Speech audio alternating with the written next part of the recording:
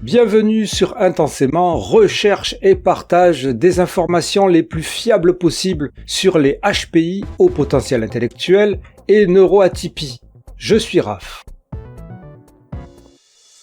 Mes amis US, je me retrouve à faire une vidéo que je n'avais pas prévue, mais je me sens obligé parce qu'il me semble qu'on a franchi un cap avec un influenceur que j'appellerais moi neuro-identitaire, ou alors un influenceur du rassemblement neurodiversitaire, en tout cas un extrémiste, qui n'a pas hésité à récupérer, à exploiter un drame, un fait divers dramatique et sordide, la mort d'un adolescent, pour attiser la haine de ce qu'il appelle les neurotypiques de merde.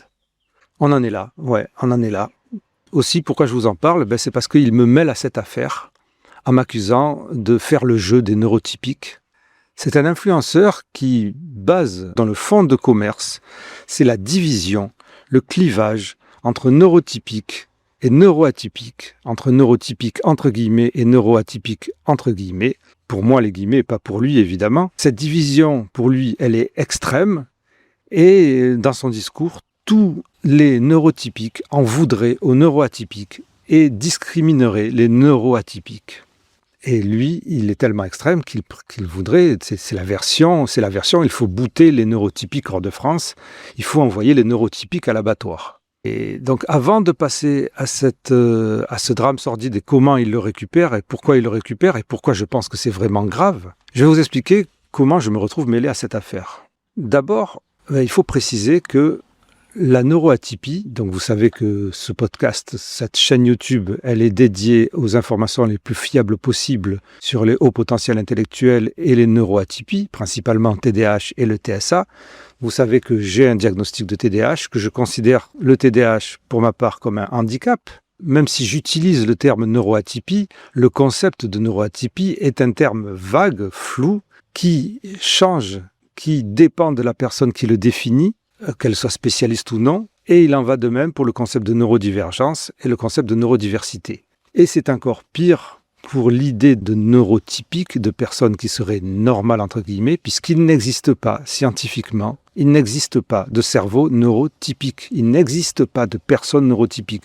On peut parler d'une population qui serait neurotypique dans certaines études, en parlant d'études qui sont faites sur des personnes qui ont un autisme, par exemple. Donc les personnes autistes seraient d'un côté, et de l'autre côté on aurait une population qui serait non autiste et on va l'appeler population neurotypique. Mais dans cette population neurotypique de l'étude sur les autistes, il y a peut-être des dyspraxiques, il y a peut-être des personnes avec différents problèmes, différents troubles psychologiques ou psychiatriques, différentes pathologies. Et de toute manière, dans les neurosciences, comme dans plein de choses, on parle de continuum pour tout. Donc il n'y a pas de césure qui montrerait un cerveau neurotypique par rapport à un cerveau neuroatypique. Donc en clair, c'est vraiment un terme à utiliser avec précaution, ou alors c'est à utiliser en vulgarisation pour parler d'un groupe social par rapport à un groupe neurodivergent, entre guillemets, par rapport à un groupe d'autistes ou de TDAH, de personnes qui ont des troubles du neurodéveloppement, mais il n'y a pas de norme standard qui dirait ce cerveau-là, c'est un cerveau normal ou un cerveau neurotypique. Et pour aller plus loin, moi-même, puisque je vous ai fait des épisodes qui vous ont expliqué cet état de fait, le terme neurotypique a d'abord été inventé, créé par les groupes militants, par le milieu, la communauté militante autiste américaine pour parler des non-autistes. C'est-à-dire qu'à l'époque de l'invention du terme neurotypique, une personne avec un TDAH, une personne avec une dyspraxie, une dysgraphie, un trouble des apprentissages quelconque, était neurotypique. Et ça, c'est vraiment important à prendre en compte. Bref, c'est un discours que j'essaye d'avoir depuis des années pour expliquer qu'on ne peut pas opposer neurotypique et neuroatypique. Ce n'est pas aussi simple que ça, d'autant qu'à partir des traits, il peut y avoir des gens dans la population qui ont des traits autistes ou des traits TDAH, etc., etc. Donc, comment je me trouve mêlé à cette histoire ? Il y a quelques semaines, cet influenceur que je ne connaissais pas, avant il y a quelques semaines, il débarque sur mon fil Instagram avec une vidéo où il explique pourquoi les neurotypiques sont les pires personnes au monde. Et l'exemple qu'il prend, ne rigolez pas, parce que quand même, on parle par la suite de la récupération d'un drame, mais l'exemple qu'il prend dans la vidéo il y a 3 semaines, c'est quelque chose qui lui est arrivé il y a quelques années. Le non-autisme, c'est comme le tabac, ça tue, alors parlons-en. Il y a quelques années, je me rendais à un entretien d'embauche et lorsque je suis entré dans cette librairie parisienne, la première chose que le recruteur m'a dit en me voyant, c'est Je ne vais pas recruter quelqu'un qui regarde ses pieds. Ce qui m'a le plus choqué, c'est qu'il m'ait dit ça avant même de me dire bonjour. Je n'ai rien dit pour conserver mes chances d'être recruté. Mais si je lui avais lu le fond de ma pensée, je lui aurais dit, on reprend tout de zéro. D'abord tu me dis bonjour et ensuite tu me dénigres. Comme ça tu seras peut-être un connard, mais au moins tu seras poli. Il est allé à un entretien d'embauche pour une librairie et la personne qui recrutait lui a dit de but en blanc, sèchement comme ça, sans même lui dire bonjour, je ne recrute pas une personne qui regarde ses pieds. Et à partir de là, c'est tout. L'anecdote, elle est finie. Affaire classée. C'est tout ce qu'il raconte de cette histoire. Donc on n'en sait pas plus. On n'en sait pas plus. Et à partir de là, il décrète que la personne qui lui a parlé est neurotypique. Alors qu'on ne peut pas reconnaître une personne neurotypique. Il n'y a pas de couleur de peau des neurotypiques. Il n'y a pas de forme du nez des neurotypiques. Il n'y a pas de manière d'agir des neurotypiques. Puisqu'il y a aussi, il paraît, pour les neuroatypiques, le masking, le camouflage, qui permettrait de cacher si on est neurotypique ou pas, ou neuroatypique ou pas. Non, parce que je sais que je vais peut-être en choquer certains et certaines, mais TDAH, trouble du déficit de l'attention avec ou sans hyperactivité, ou l'autisme, trouble du spectre de l'autisme, c'est un diagnostic fait auprès de professionnels. C'est pas Dudule avec son compte Instagram qui décide qui est ou qui ne l'est pas. On ne peut pas reconnaître une personne neurotypique. Donc, anecdote finie, c'est un truc tout simple. Donc, il décrète que cette personne est neurotypique et que cette personne lui avait dit ça uniquement parce qu'elle détestait les autistes et qu'à partir de là, c'était de la discrimination. Alors, je ne sais pas si vous, en tant que personne qui peut-être avait un TDAH, un autisme, ça vous est déjà arrivé d'aller dans un entretien d'embauche, mais peut-être que vous auriez fait l'effort de ne pas regarder vos pieds. Et dans ce cas-là, il est possible que la personne qui vous recrute se dise « Je ne vais pas recruter une personne qui regarde ses pieds parce que ce n'est pas la bonne personne pour le poste dont j'ai besoin ». Il ne s'agit pas de discrimination précisément sur les neuroatypiques, puisque la personne qui recrutait ne savait pas que cet influenceur neuroidentitaire avait un autisme. Elle aurait très bien pu se dire, cette personne-là, elle est trop timide, elle est trop introvertie, elle ne fait pas ce qu'il faut, elle n'a pas le bon comportement, et donc je ne vais pas la recruter. Et peut-être que la personne qui recrutait, peut-être que le recruteur avait un TDAH, et que par impulsivité, au lieu de lui dire bonjour, il lui a dit « je recrute pas les personnes qui regardent ses pieds ». Et peut-être que ce recruteur, pire que ça, c'était un recruteur qui était inflexible, qui était psychorigide et qui n'avait pas les codes sociaux, donc il ne lui a pas dit bonjour. Et comme il était psychorigide, il a dit « je n'embauche pas une personne qui regarde ses pieds ». Parce que peut-être que ce recruteur avait un autisme et qu'il masquait et qu'il camouflait son autisme.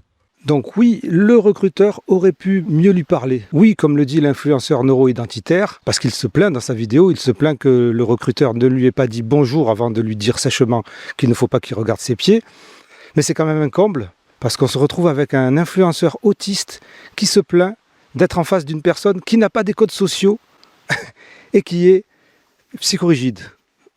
En tout cas, ça peut être tout et n'importe quoi, mais pas de la discrimination contre les neuroatypiques, puisque la personne neuroidentitaire n'est pas arrivée en disant « je suis TSA ». Ça s'est pas passé comme ça, en fait. Et donc là, on se rend compte que si c'est le premier exemple qui lui vient à l'esprit pour étayer son argument comme quoi les personnes neurotypiques sont des personnes dangereuses, des personnes qui tuent les autistes, c'est ce qu'il dit dans la suite de la vidéo dans laquelle il parle de cette anecdote.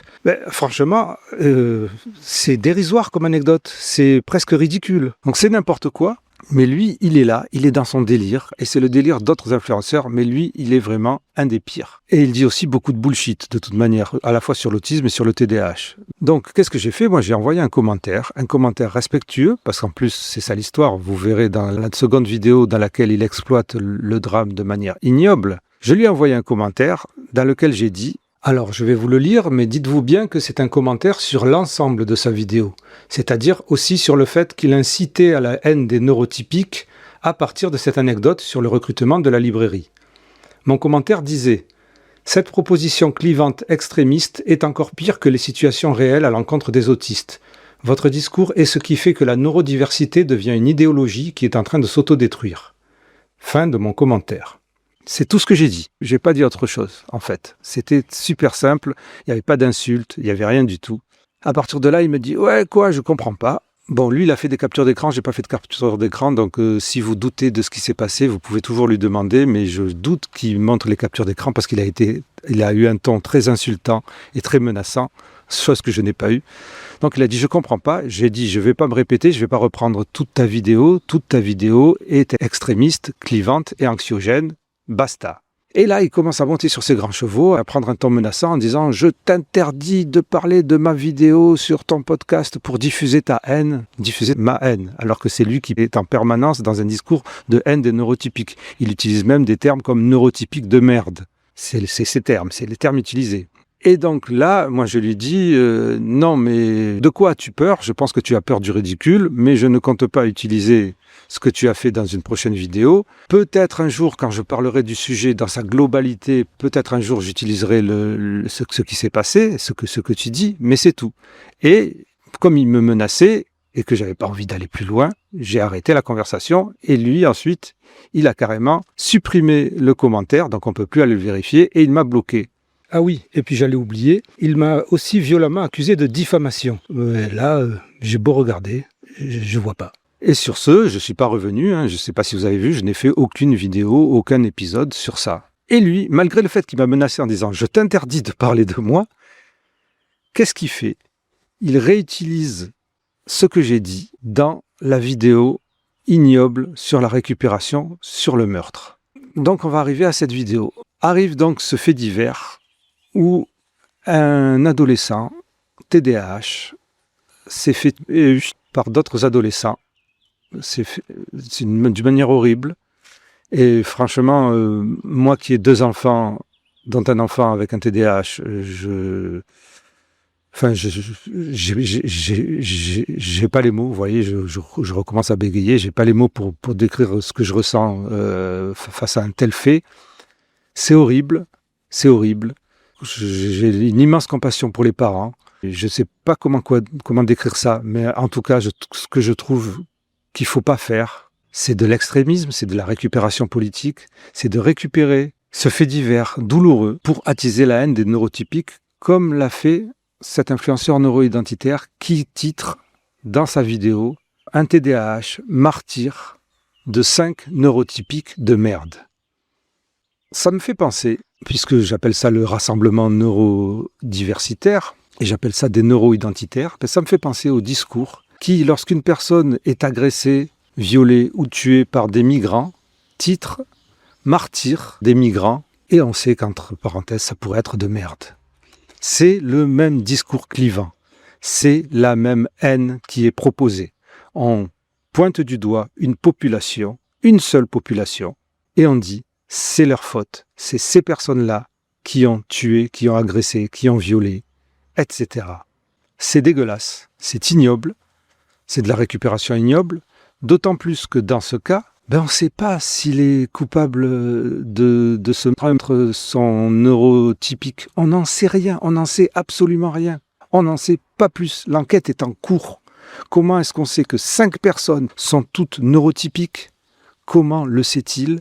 Je ne sais pas. Ce qui est à préciser, c'est que dans sa vidéo, ensuite, il commence à diffuser, parce que c'est son fonds de commerce aussi, du bullshit sur les TDAH, en disant que l'enfant qui a été tué, le pauvre, apparemment il avait un haut sens de la justice, qu'il était doux, qu'il faisait de mal à personne. Et c'est sans aucun doute une réalité. Mais c'est une réalité pour cet ado. Ce n'est pas une réalité pour toutes les personnes avec un TDAH ou avec un TSA. Ce sont des mythes sur les neuroatypiques. Les neuroatypiques ne sont pas des anges. Il peut y avoir des neuroatypiques qui sont violents. Et quand je dis il peut y avoir des neuroatypiques qui sont violents, je vous fais un rappel. Oui, les neuroatypiques, en particulier les TDAH et en particulier les TSA, sont plus à risque de subir des violences, des agressions dans leur enfance et dans l'âge adulte. Mais statistiquement, les personnes avec un TDAH et les enfants avec un TDAH sont plus à risque de faire subir des violences, de perpétrer des violences, plus à risque de harceler quelqu'un, plus à risque d'être des bullies à l'école. Il y a des études qui le montrent. Je vous en ai déjà parlé dans un épisode qui s'intitulait justement « Les neuroatypiques ne sont pas des anges » et sont plus à risque d'aller en prison pour des faits de violence. C'est-à-dire que dans ces 5 criminels qui ont tué ce jeune garçon, il y a probablement une chance qu'il y en ait un ou deux qui ait un TDAH. Alors depuis, je me suis renseigné un peu sur ce drame et il apparaît que la victime, comme une partie des agresseurs, étaient des enfants placés en foyer. Et on sait malheureusement que globalement, les enfants placés en foyer ou en famille d'accueil ont un risque plus élevé de troubles psychopathologiques et de souffrances psychiatriques ou psychologiques. Je ne cherche aucune excuse, je dis juste qu'on ne sait pas si les agresseurs avaient des problèmes ou des troubles psychologiques. Donc, pointer du doigt une seule population, encore une fois, je le répète parce que ça a été le combat de toute ma vie, d'être contre les discriminations, que ce soit les discriminations raciales, sexistes ou etc. Pointer du doigt une seule population et dire que cette population-là est responsable du meurtre de cet enfant, c'est une récupération dégueulasse, ignoble, insupportable pour moi. Et en plus de ça, qu'est-ce qu'il fait dans sa vidéo où il parle de martyrs tués par 5 neurotypiques de merde? Il met mon commentaire, le commentaire qui dit que son discours est extrémiste, que son discours est clivant et que c'est comme ça que le concept de neurodiversité est en train de s'autodétruire. Eh bien, je revendique en fait ce commentaire. Parce que même si lui, il me considère comme étant un chien de garde des neurotypiques, de la société neurotypique, moi, je considère qu'il y a des systèmes dominants dans le monde, qu'il y a des systèmes qui dominent, qu'il y a des systémies dans les dominations. Mais je ne considère pas que la solution, ça soit de dire les neurotypiques de merde. D'abord parce que les neurotypiques, ça n'existe pas. Et ensuite parce qu'on n'en sait rien. On n'en sait rien. On ne sait pas. Je ne sais pas combien de fois il va falloir le répéter. On ne sait pas si ces personnes-là sont neurotypiques. On ne peut pas reconnaître d'un seul coup des neurotypiques. Donc on ne sait pas si cet adolescent a été tué parce qu'il était TDAH. Tous les TDAH n'ont pas la même personnalité. Tous les autistes n'ont pas la même personnalité. Et malheureusement, on peut avoir tout un tas de personnalités qui font que ça peut mener dans une certaine société, dans un certain contexte, dans un certain milieu. Ça peut mener à être harcelé. Et c'est dramatique. Mais encore une fois, les études montrent que les personnes qui harcèlent peuvent aussi être composées aussi d'autistes et de TDAH. Et ça, si vous ne voulez pas le voir, c'est grave. C'est que son discours est largement partagé. Il a fait plus de 100 000 vues de cette vidéo. Je sais que son public est jeune. C'est un discours qui est anxiogène. C'est un discours qui est fait pour faire peur. C'est le discours des extrémismes. C'est le discours de l'extrême droite. C'est fait pour faire peur. Donc, son discours neuroidentitaire, il atteint des jeunes personnes qui vont se construire avec ça, qui vont voir la société à travers ce biais, à travers ce prisme. Et soit elles vont en développer une certaine anxiété, une certaine peur. Elles vont se replier sur elles-mêmes. Elles vont développer des pathologies et des troubles qu'elles auraient pu ne pas développer s'ils n'avaient pas diffusé ce discours anxiogène. Mais elles peuvent aussi développer de l'agressivité. Et tout ça, c'est grave, parce qu'en fait, il utilise un discours avec des phrases, des mots violents. Il attise une violence. Il cherche à ce qu'il y ait un affrontement. Pointer du doigt une population, on n'est pas obligé d'en passer par là. Il y a énormément de choses qui sont à faire, qui ne sont pas bien faites pour l'inclusion des personnes handicapées, pour l'inclusion des personnes qui ont des troubles psychologiques, psychiatriques, etc. Il y a beaucoup de choses à faire, énormément de choses à faire. La société n'est absolument pas parfaite et c'est pas moi qui vais dire le contraire. Je veux dire, j'ai un TDAH que je considère comme un handicap, je suis précaire et je pense en grosse partie à cause du TDAH et je n'ai jamais réussi à rentrer dans le moule de la société. C'est pas moi qui vais dire le contraire. Mais je sais que la société a été faite, a été construite avec des personnes neuroatypiques. Ce sont des personnes neuroatypiques qui ont forgé la société. J'en ai fait un épisode là aussi, autant que les personnes neurotypiques. Et qu'il y a beaucoup de lois dans la société, qu'il y a beaucoup de codes dans la société qui ont été faits par les neuroatypiques. Les neuroatypiques ne vivent pas dans un camp de concentration. Les neuroatypiques ne vivent pas à part des autres, dans une réserve. Ça n'est pas comme ça. Tout est enchevêtré.